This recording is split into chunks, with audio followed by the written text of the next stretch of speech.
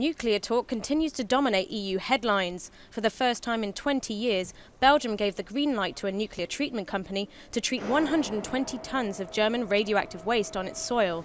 It will then be sent back to Germany for storage. But there is no such thing as zero risk for storage sites. They're more vulnerable to terrorist attack than nuclear power stations are.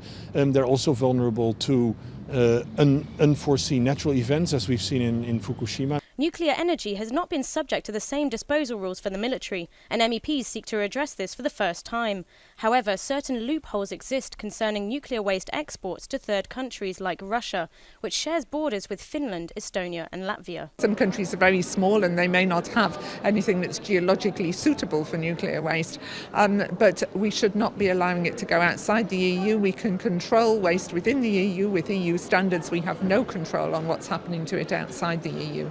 In a European survey, 80% of the public expressed eagerness to have the strictest rules on nuclear waste, but others are looking to a nuclear-free future as the only zero-risk approach, but it remains a question of political will. If Germany manages to phase out nuclear as a highly industrialized country, and I'm quite positive, quite optimistic that we will manage, then everybody else can do too. 15% of Europe's energy is generated by nuclear power plants, so is a nuclear-free future out of the question? Last week, MEPs failed to agree on the future with or without nuclear. In the battle of uranium versus windmill, the combat has only just begun.